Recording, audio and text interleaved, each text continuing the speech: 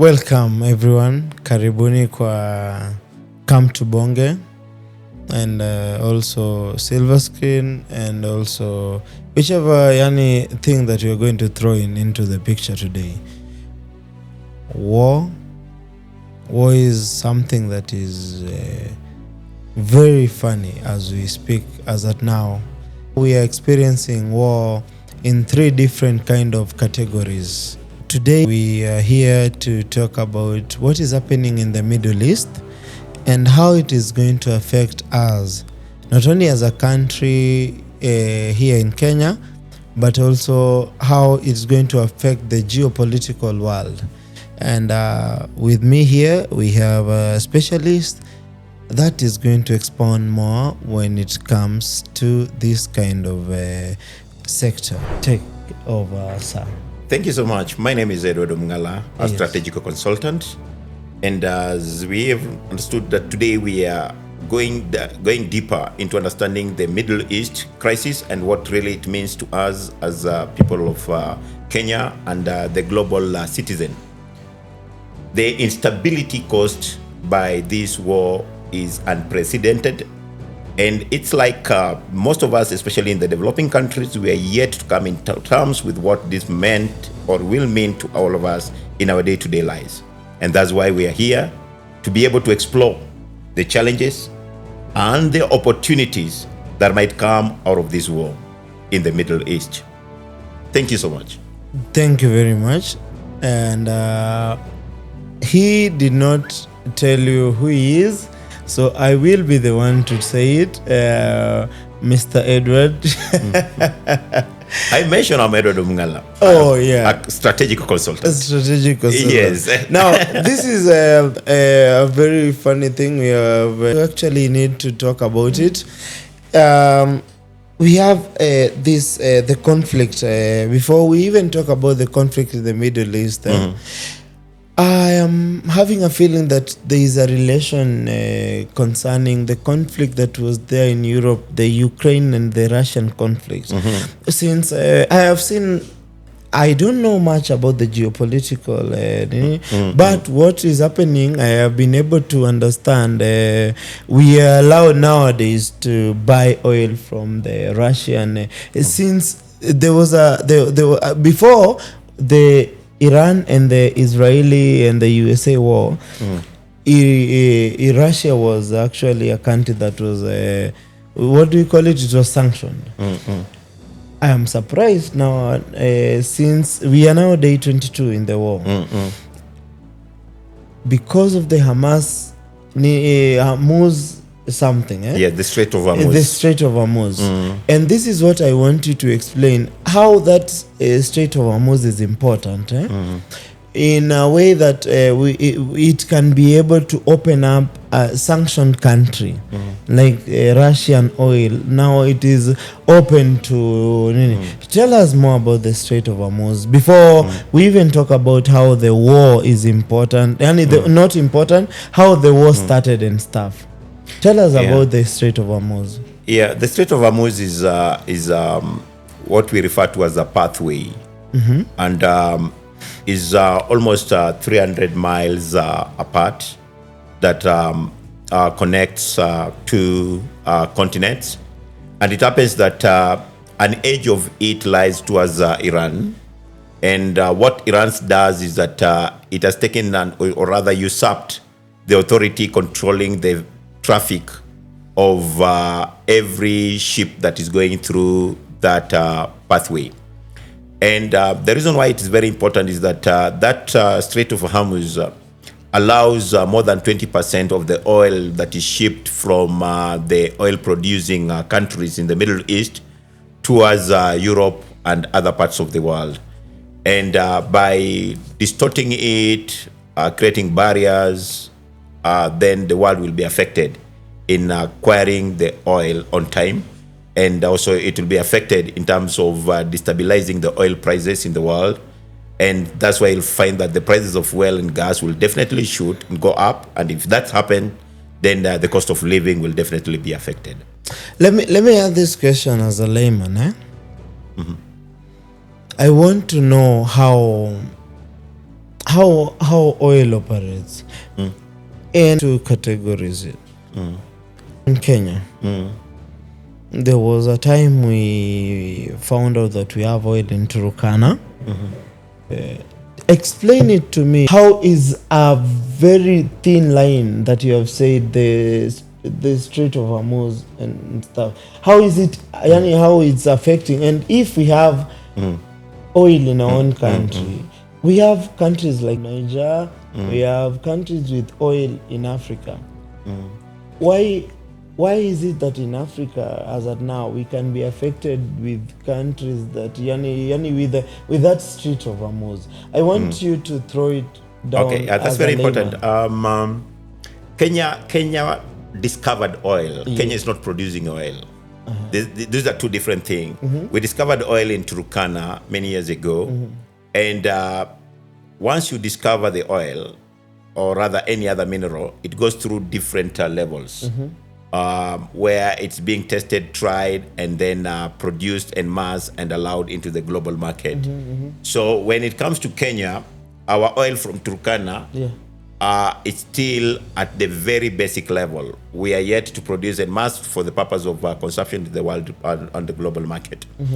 The Strait of Hormuz allows 20% or beyond, sometimes above 20% of the oil to be shipped up from, as I mentioned, from the Middle East coming towards the other parts of the world, especially to Asia and also to Europe and United States of America.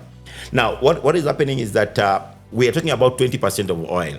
But we have other countries that are producing oil that are not affected by the Strait of Hormuz. And a good example is Venezuela. We have Nigeria and all these other countries that we know that they are oil producing, including even America that produces for its own consumption, and Russia.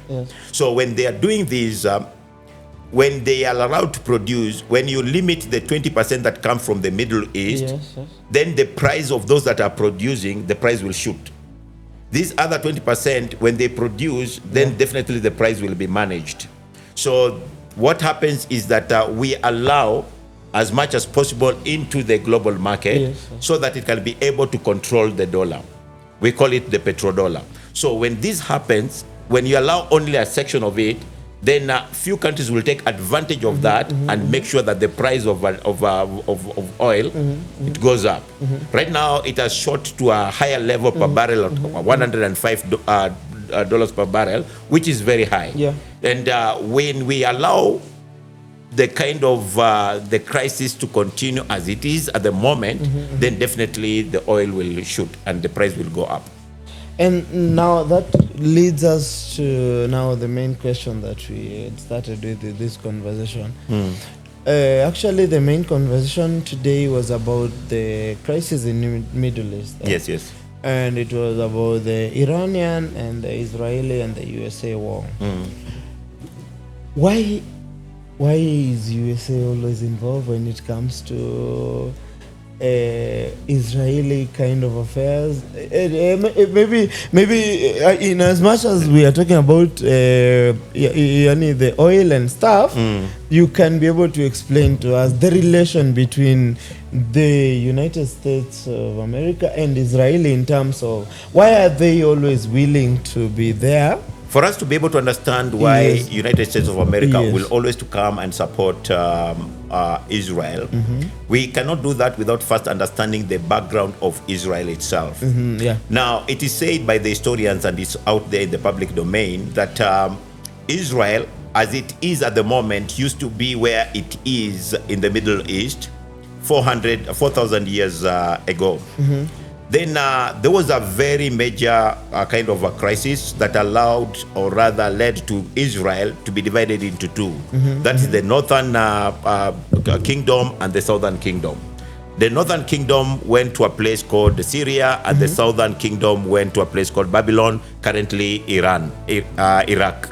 Now, what happened is that after that, Israel and the Israelites were scattered. They were colonized, and they kept on fighting and be fought by different kingdoms, including the Greece, People like Alexander the Great came in, and they really suppressed them in many ways. And that led Israel and the Israelites to lose their own nationality and a dominion. So they didn't have a nation where they could say that this is our place. So where they were and the place that was to be theirs, it was taken over by the community that later came on to be known as the Philistines. So Israel lost its legitimacy. So the Philistines, that people argue that they are the Palestinians of today, you realize that they dislodged completely the Israelites. And majority of them went to German. You remember the Holocaust, where many of them were killed, almost 6 million. And then others went to the US and others to other countries. Those who went to US, they helped the country, America as we know today, to be able to develop. They took over the economy and other sectors, innovation, engineering, and all key areas. And America, when it was gaining its independence, one of the things that it swore was to be able to protect Israel, because the Israelites were of great help to the development of America. And Americans, most of the Americans, especially the influential Americans, they get their origin from the Jews. So you realize that because of that connection, they feel that they can never sacrifice Israel as it is. What do you mean? You mean most Americans get they get connections right from the preachers, the Christians, the key leaders in politics, in economy. Many of them, you realize that their roots are connected to the Jews. Yeah, so that's why they feel they're indebted to protect them. To protect them. Yes. Now, when it comes to war that we are experiencing, that's where I was coming to, and that's why I want to say that when Israel gained its independence in 1948, that's just the other day. You realize that when Israel became independent, gaining that territory where they currently are situated, other countries threatened their dominion. Because Israel was and is still very tiny, the other countries, especially America, teamed up with the allies who are also pro-Christian, kind of, Britain, Canada, to come and support. But the other neighbors who are more of anti-Christians, mostly the kind of the Muslims and other countries like China, North Korea, they felt that no, we cannot support Israel. For us, we are going to support any other country that is against Israel. And that's why you find Russia, China, North Korea, in one way or another, they don't come in handy to support Israel, because they don't have that commonality, they don't have that engagement, they don't have that kind of relationship. Speaking of which, you have actually introduced a very good point, which I was looking at it. You have mentioned Russia, you have mentioned China, you have mentioned the Koreans and stuff, and all the other countries that you mentioned. Now, before we even go further, because I have questions concerning the countries that you have mentioned, there is time around in the I was watching it today. We have the likes of Idi Amin, actually, we can say he was responsible for throwing away, he's throwing away a good term, or chasing away Israelis. And this is what he said. Actually, I was reading about what he said. He talked about Israelis are not real people. They are good people. That's a huge topic. Maybe if we can have it somewhere for today, we can have because it is something a bit sensitive to the viewers and every one of us. So let's go back to the Middle East and the conflict, go back to the Middle give East. the viewers what can help. Let me ask you about the Middle East. Now, what is the main purpose of this war, and why are we having this country being the one that is targeted and stuff? Why Iran?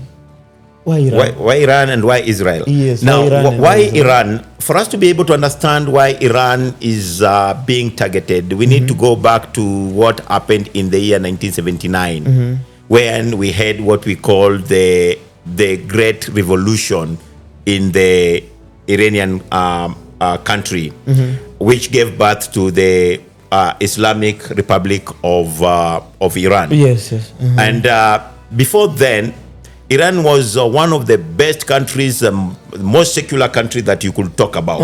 It was one of the best country any person would go to. Just like people are going to America, guys are going to the UK, guys are going to Dubai. That was in the 70s. No, that was now before 1970s. When Iran was doing very well, Yes. economically and such. Now, because of that, British government realized that there was an opportunity to get into Iran and destabilize it so that they can be able to access the oil. So British government teamed up together with Americans, and they were able to dislodge the government that was there, and they were able to put together what we call the Shia government. Now, when they put up the Shia government, the Shia was more of a puppet to the British and the Americans, because everything literally was being run by the Shia government, by the CIA and the British governments, and all the oil in Iran was being shipped out of the country, and there was no way that the Iranians were able to exploit and gain the benefits out of the minerals that was received from their land.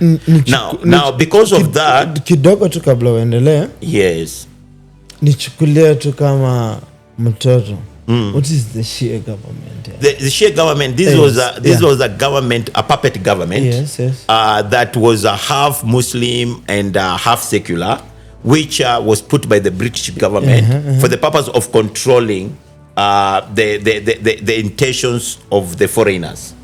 So this government was put in place for the purpose of allowing the British and the American governments and their companies to be able to come and access the oil in Iran. Yes. So when it happened, the Iranians were not happy because they were exploited. Yeah. They were threatened. They were killed. They lacked their freedom because the CIA was all over. And now because of that, what happened was that in 1970s, early 1970s, the anger started building among the Iranians.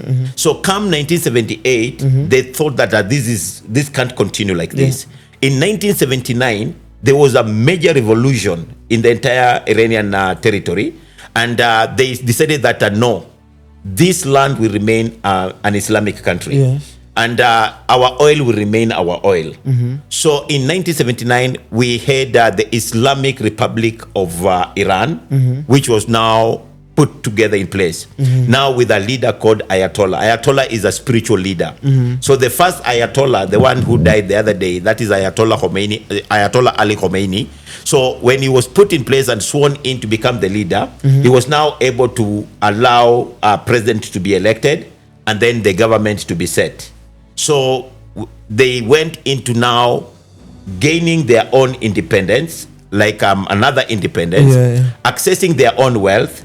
But America and the British government could not allow them to sell their oil.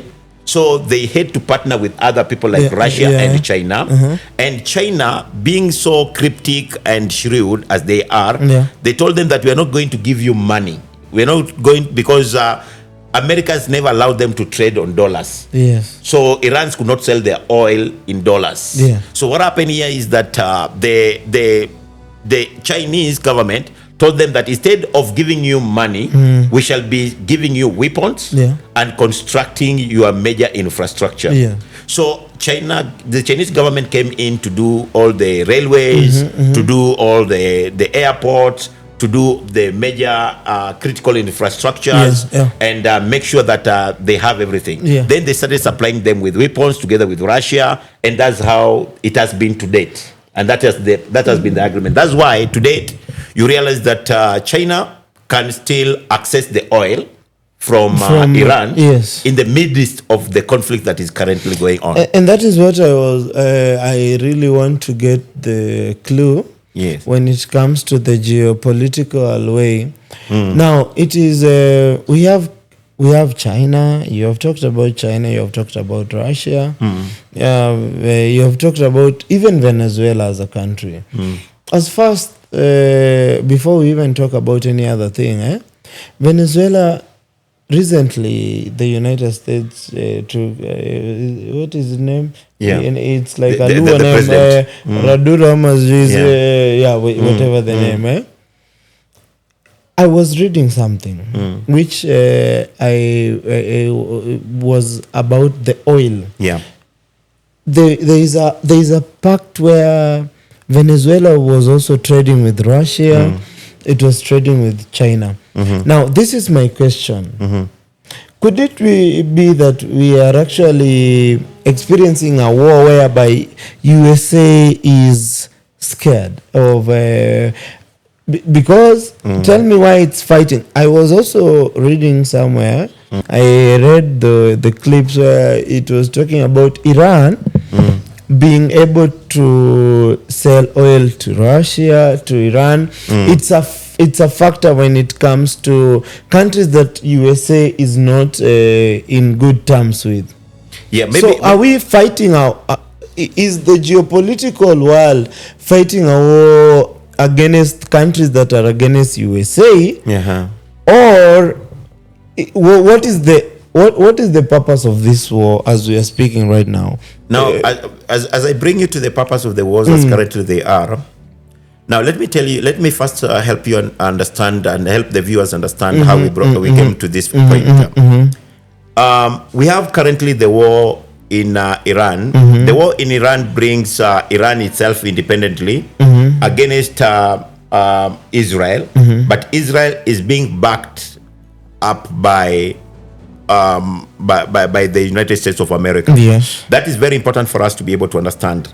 Now, second, we need to understand that the war in the Middle East as currently is, it's not something that just began.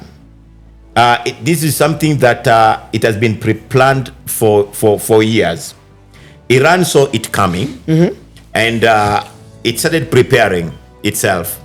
The shadow war that it had with Iraq, the shadow war that it had last year with Israel, those were just preparation.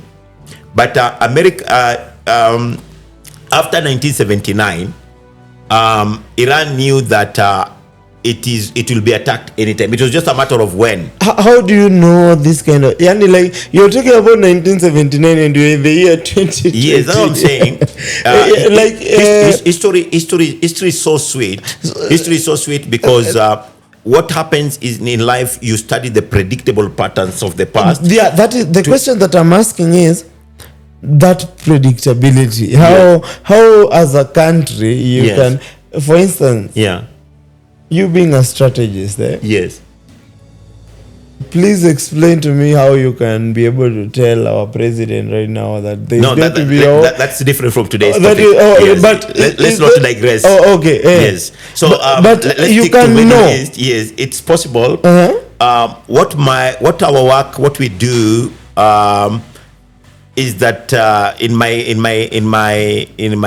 career and my profession, I do what we call I study the trends. Yeah. I study the trends from the 18th century, 19th century, 20th century to the 21st century. I look at the things and the wars and the formations, and then from there you can easily tell. I can tell you that there is nothing that is so new that is happening today. Everything that is happening today happened in the past. It happened. Even the digital world and everything. So it's just that there's some improvement and such kind of things. But everything is the same. Everything it's there. Either it was prophesied or written about historically or whatever. So coming back to the formation in the Middle East, this is how it is. When Iran, the Islamic Republican, took over the reins of leadership in Iran, they started stashing weapons, knowing that very well anytime they'll be attacked. That was a common knowledge, because they were surrounded by the enemies. the British from the other end, Israel on this other end, and then they were surrounded by the other guys, the Americans from the other side. And so they knew that it was just a matter of when. So they started working out on things that will protect them. So in this one, they had to do 4 major things. Number one, when Iran was preparing its protection, it had to work out on its leadership. And on the leadership, it had to develop what we call different tiers or castes of leadership, so that the information flow and everything will be foolproof. So it had at the very top Ayatollah, and then from Ayatollah it had the president, and then the cabinet, and what we call the RGC. That's the kind of the governing council. Yes. So these are the Iranian Republican governing council members. Were given a power. It's like more than a cabinet. These were like mini prime ministers and whatever, because each one of them was extremely powerful. Yes. And then it also had, for them in their geographical leadership and governorship structure, they have what we call provinces. Yes. Here in Kenya, we have counties. Yes. So each of the provinces, like we have now in Kenya, our counties, they were given specific mandate. Okay. So that in terms of the military equipping and authority to make their decisions. Yes. Yes. Number two, what they did after their leadership, Yes. they went out and, Iran is a desert country. Yes. And these guys are extremely smart. So they had lots of bunkers, those hideouts. We have them in Israel, we have them in Saudi, we have them in Hezbollah, and so they do those kind of they build those kind of hideouts, the bunkers, yes. which are just like story building or houses, but are underground. Very safe, very secure to some extent. So again, number three, what they did now was to get the equipment. The military equipment.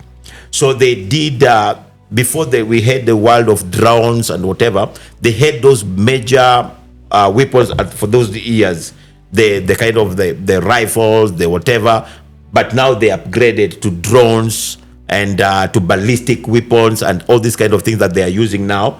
And then they had now to look at the issue of their security, protection. That was now number 4. So they had now to come and protect themselves. By protecting themselves, they had to work out on the issue of the interceptors. They had to work out on the issues of territorial protections, working on their borders, and anything else that could protect them. So, and then also they had to work out on the network and the relationship, those kind of virtual protection and security, building allies like China, Russia, and also Venezuela and the rest. So that's what really happened. So when they were strong, Israel, using the Mossads, they started working out on how they can come in and now affect Iran, because it is a war that was planned by the British, by the American, using the Israel to attack the Irans. So they were thinking of how can they get in. So Israel volunteered the Mossads. The Mossads penetrated into the system of the Iranians, right from the Ayatollahs, and they got into the leadership. They saw the formation. They got the Poras on Teva, and they knew how to be able to get the information and even tell where these leaders are and where their strengths are. And you see, in war, whenever the enemy understands your weakness, then they can be able to pick up on that and hit you at your lowest expected moment. So that's definitely what happened. And now Iran, being a kind of a powerhouse in the Middle East, they felt that now the best thing to do is for them to neutralize it. And now they came up with a story of Iran having nuclear weapons, and just looking at any other opportunity, and also talking about the citizens of Iran. They have requested the international community to rise against the Ayatollah government because they are a bit barbaric, and anything that could sell to the Americans to attack the Iranians. That's what they were looking for, and that's definitely what they got, and that's what they are doing at the moment. Now being let us just throw in the Israeli factor. being American, being America as a country, what is the benefit of America supporting Israel in their war? And also another thing I've always wanted to know, since this is in the Middle East, we have countries in the Middle. America is not part of the Middle East. America is just a country on its own in America. What is the benefit? And not only oil and stuff. Why is America more concerned with activities concerning Israel? Israel is a very small country. I was looking at it. It's actually small. What is the benefit of America? Is it only in the military aspect, or there is other things that America benefits from Israel? I think that one we discussed, and we said that there is a very strong bond between Americans and Israelites based on the historical ties. Especially when the Israelites were scattered and they went all over. So those who settled in America, they helped to rebuild America, and they have penetrated to the major instruments and structures and sectors in America. And because of that, and because of America also is a vowed Christian country, they felt that they owe Israel, where Jesus Christ came from, they owe them security and support. So that's why it is to the Americans to support Israel. But now let me bring you up to speed with how Americans are prepared for this war. We have Venezuela, and Venezuela was before this war a very innocent war, a very innocent country. And remember, the target was Iran. And America knew that... So all along the target was Iran? Purely the target was Iran.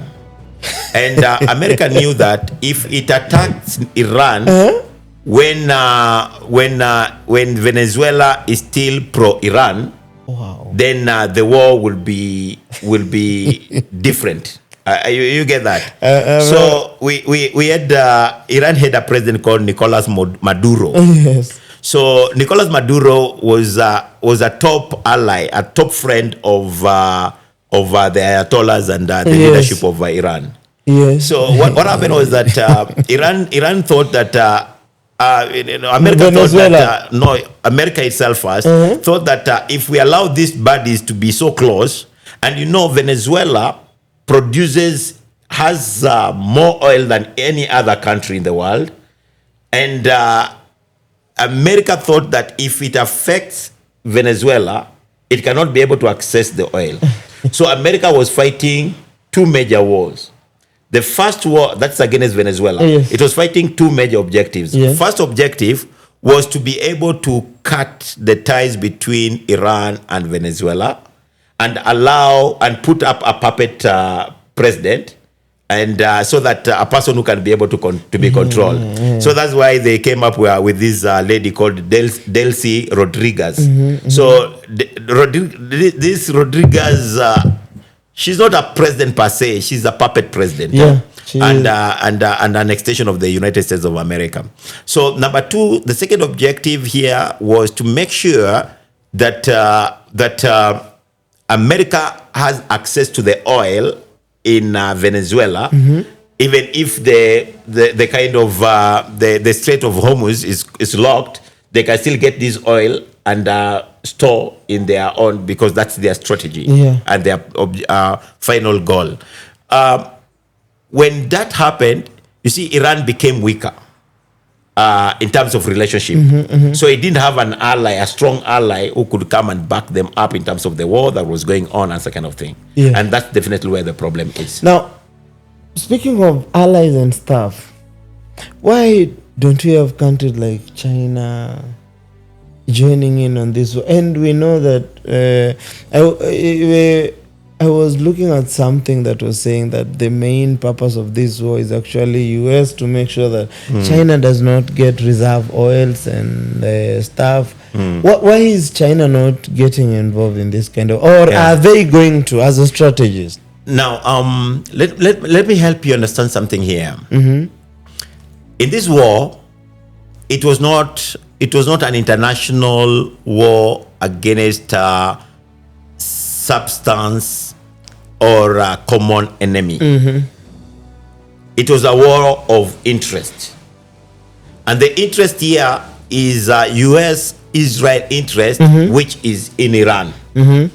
So China has no interest in this war against Iran. Canada, UK, and all these other countries, they don't have any interest in this war in Iran. They don't have any interest at all as things stands today.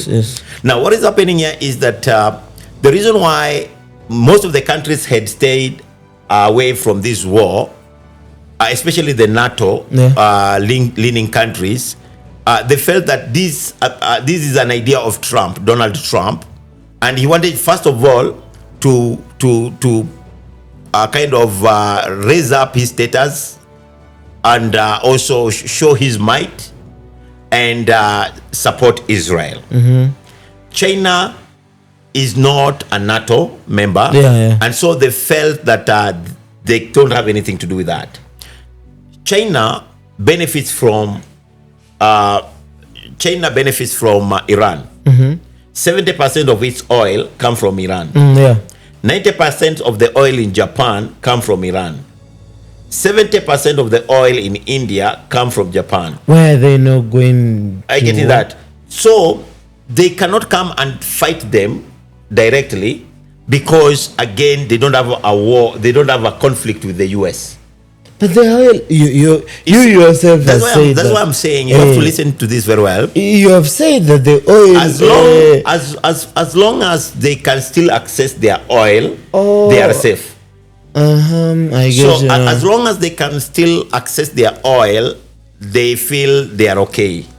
But that moment when the Americans and the Israelites, the Israeli, I mean, will bomb and destroy the refineries, that's when now things will turn to be worse. And when you look at what I've done in our predictable statements prior to this, we had said that this can turn out to be a third world war if either Israel or US, one of them, become careless.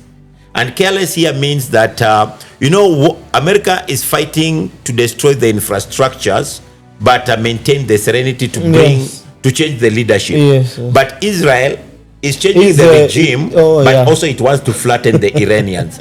So Israel now, the problem is that by that obsession, they might find themselves destroying they'll destroy what China uses as a kind of a collateral. And immediately that happens, then China will come against Israel. China will rise against the US. Russia will also do the same. Russia currently has its own war with Ukraine, so it doesn't want to kind of stretch a bit too thin. Then Venezuela, we have Pakistan, and also Afghanistan. All these guys are still fighting. The Pakistani thing that you're talking about, it's funny because Pakistan is an ally of US. They have been good with the USA and stuff, but I have been seeing Iran bombing countries, but they have not. Is it Pakistan? They have not bombed Pakistan, and they share a border. Yeah, we have in the Middle East. We need to understand that we have other countries besides Israel and Iran. This war has made it look like appear as if the only two countries that exist are Israel and Iran. But we need to understand that also we have Iraq. We have Hezbollah, we have the UAE, we have Dubai, we have kind of all these other good countries, including Pakistan on the other end, that are all these partakers of the Strait of Hormuz. So there will be kind of a demand and a pressure to the US to back up, to back down, because Yes. the rest of the countries The will tell rest them of the that they are countries will suffering. be like, hey, yeah. Now, America decided to create another alternative where other countries can survive that. Now, Israel, out of its kind of thoughts or strategy, they decided to affect the main gas plantation in Iran, and Iran decided also to retaliate and also affect Israel gas plantation. And you see, most of the European countries, they rely on gas. Yes. So the gas supply in Germany has already reduced to less than 17%. Yes. And that's affecting most of the countries also. Once the gas goes down, it means that now you have to use the electricity, Yes. and now it goes up, and that the cost of living and everything, and supply and construction, and even in manufacturing, everything now goes up. That's what Israel has done. That's what Iran has done. Yes. Affecting the economy. Yes. Sooner or later, you'll see now the goods that are coming from Japan, India, and China, the price will go up, or they might even be delayed coming because their manufacturing plants and process have been affected by this critical supply of oil. Of oil. It has moved from economy. The war is now moving into another critical area, which we call the energy. Now, because this war is now energy war, it's affecting a very critical thing that many people have not understood, especially in Africa. This is called the water. The entire Middle East, they don't have fresh water. They have to get their water from the sea, take them to the plant, clean the water, and then from there, make sure that the water is now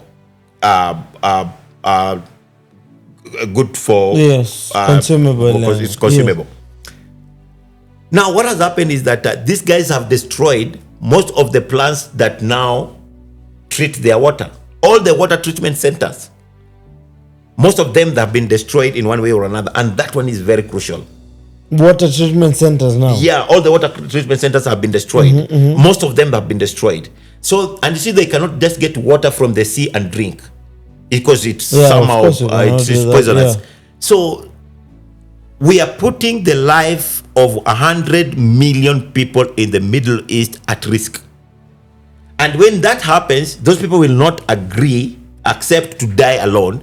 They will now try to revenge. And that's where now the war will escalate.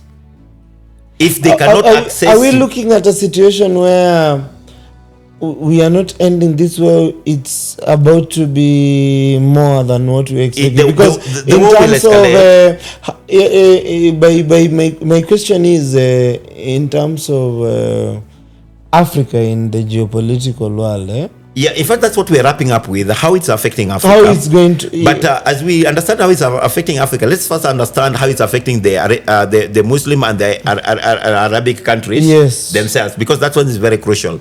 These guys that are being affected, first of all, they are kind of, they are critical part of the economy. They survive on sale of oil. They cannot sell their oil. For the first time, you realize that they are not even producing more oil because they don't have a market, because they cannot trade the market and allow the oil through the port, the Strait of Hormuz. Now, there are no dollars that are coming to Saudi Arabia. There are no dollars that are coming to UAE. There are no dollars that are coming to Iraq. And that is why Iran bombed those countries, so that they can be unsafe for them to trade. Yes, not even that. It's the reason why Iran has put an edge at the port of the Strait of Hormuz, so that these countries cannot produce oil and take it to America or any other country. And because of that, now their economy has really been affected and deflated in a big way. Now they are now facing a major threat, and the threat here is water. These people will not be able to access water, clean water. And if that happens, many of them and their lives will be put at risk. That's why you realize that China is now coming in saying that they want to come and give drugs and give them water, give them food and whatever. So as they do that, again, China is very shrewd, as we know. They will be able now to use that as an opportunity to sign contracts with them, for them to be able to do business with them again. China is looking for an opportunity, but that is a subject for another day. Now, if these people are put and subjected to a level where their lives, 100 million people, their lives will be in danger, they're not allowed to go down alone. Some of them, they possess the nuclear weapons. And they'll decide that they're going down with anybody. And that's why we have been making noises and telling anyone who wants to hear this, we need peace in Africa, we need peace in the world. There is nowhere that these wars are taking us. Yeah. It's all about egos. It's all about self-interest. Israel can be safe wherever it is. Iran can remain safe wherever it is. There's nothing like we are fighting them because of the nuclear weapons and whatever. Let them do whatever they want with whatever they have within their territories, and allow the world to remain as peaceful as it should be. Yes. But the reason why these people are fighting is for only 3 reasons. One is ego. 2 is because of the territorial advancement. They want land and to gain access to the economies of other countries. But 3, and the main reason why these people are fighting, especially or allowing the fight, is because of selling the weapons. Yes. So weapon trading is the major factor of war. It's something wonderful that any other person would want to get involved with. So they should allow that, and that's why there will be no stoppage of war in Sudan, in Chad, in Upper Nigeria, in DRC Congo. War will always be there, because immediately we stop to fight, then someone will go broke. Someone will go broke. Somebody's losing. Yeah, the companies that are producing medicine, the drugs, will lose because they need the bandages in those wars and whatever. The countries that are producing the weapons and weapon-related equipment, they are going to lose. Yes. Those that are producing the uniform and all those kind of things, they are going to lose. And so it will be a lose, and no one is ready for that. No one is ready for that. So people must perpetuate this war so that the economies of their countries continue to run. But it is selfish, it is egocentric, it is backward, it is just a balderdash. It's something that we shouldn't allow to continue. I think that's it for today. And that is what you as a strategist has said, and that is actually what we needed for today. Yeah. And guys, as my point before we even end up, I have always thought of war in a very... I have a story, what happened to me when there was war, when it came to... You remember the Tribal, 2007 and election? The post-election violence. If there is something I hate and really actually hurt my life kidogo, was the tribal election violence. Yeah. So I can imagine what people are going through in the Middle East. Yeah. It looks like a joke to so many people, even here in Sudan, here in Africa and in Congo. I have a friend of mine from Congo who told me what they go through. Yeah. And war is something that it's actually benefiting the people that you have talked about. Yeah, yeah. And if we can be able as people to... I feel like we are the ones that are making these people... Because tell me why people are willing to look at their president engaging in war and stuff. But that is a topic for another day. Yeah, yeah. But thank you everyone for... engaging with us today. This show, it's a good show, and it was actually about what is happening in the geopolitical world, and I have nothing much to say. Thank you for our guest, and bas si isha hivyo. Thank you. Tuonaneni. Thank you.